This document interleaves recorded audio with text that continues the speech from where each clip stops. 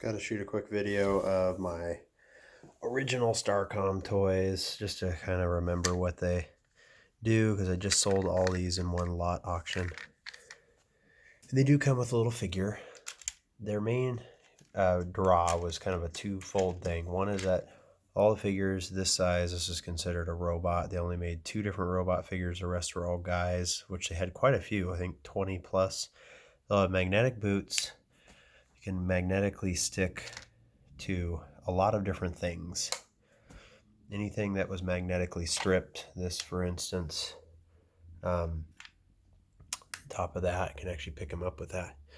But just to show the strength of the magnets. And the other thing was that they did not have batteries, but they did have a motorized function or a flip out function in some cases. Like this one flips pretty hard, and sometimes this little piece comes off, but just to show what that little switch can do.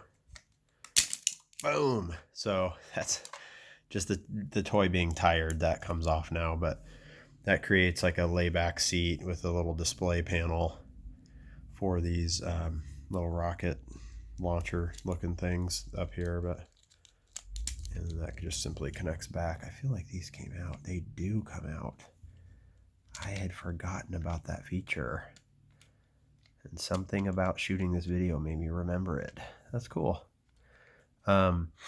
And then you would take the guy, this is technically a bad guy, but he would sit back like that. And this is one where they did have a pretty even amount of bad guys to good guys. They did have a good guy base that they didn't have with the bad guys, but you can even see the little gear there that triggered it to open. And then they had fuel, so you would take this fuel tank, which this is magnetically attached. You push this, and it lets go of that. And then the guy could hold that and put fuel in it and act like it was actually getting filled up. So kind of a cool feature set, I guess. And then this could basically hold 2 guys in this particular vehicle. This one has the motor function to go back up, but like that. But it can also, I believe, if it's strong enough still, pick that up.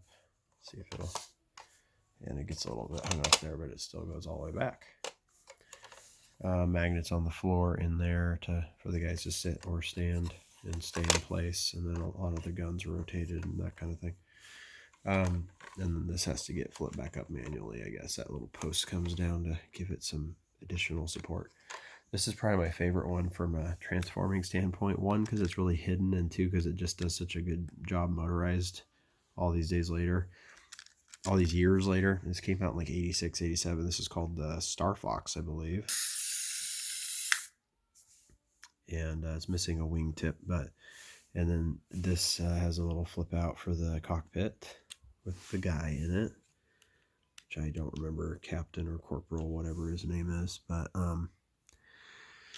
yeah, it looks like he's missing part of his hand. I guess they all eventually can't last forever, but decent level of detail for an 80s toy. I mean, you definitely get pretty good facial features for a figure that's, I think, right or just under 2 inches or right at 2 inches.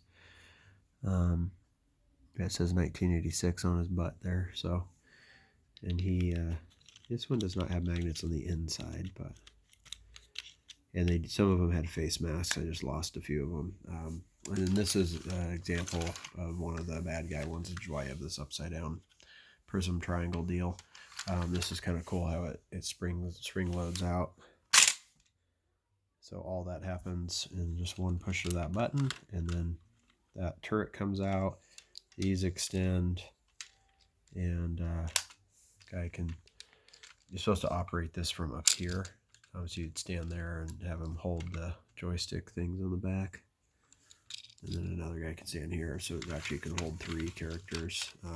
These also flip out. These treads, they flip out, but they're a little rigid, and I don't really like playing with them because they've just gotten so stiff over the years. They also have the StarCom base and this large Star Commander fleet ship with a wing that no longer has the ability to fully stay attached, unfortunately. But This one, gosh, trying to remember all this. So that pops the cockpit open with some side guns, and that little piece there's multiple seats.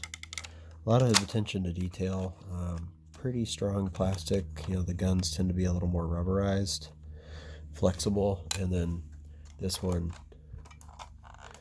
let me see here.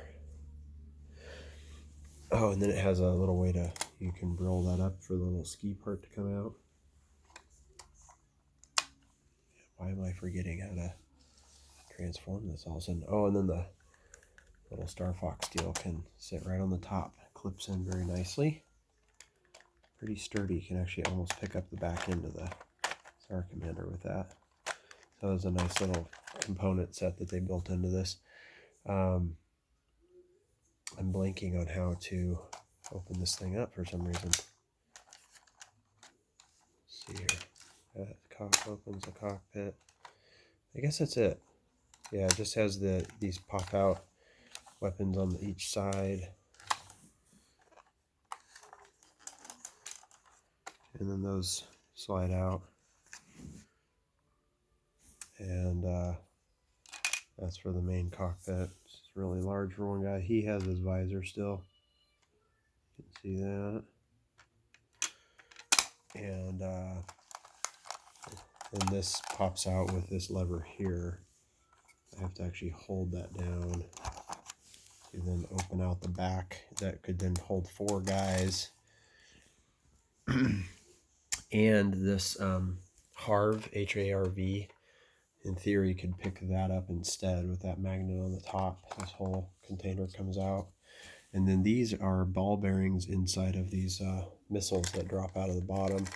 So they would rotate and drop accordingly, as you see there. So, yeah, they kind of thought of everything with this toy. It was pretty thorough.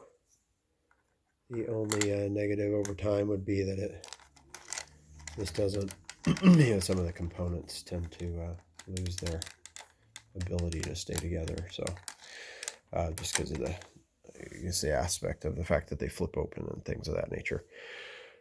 However, that's the bulk of them, and the base station's kind of cool. It just has some magnetic spots and a little elevator there, that yellow elevator that slides up, but it can also lay 100% flat so that it can act more like a track.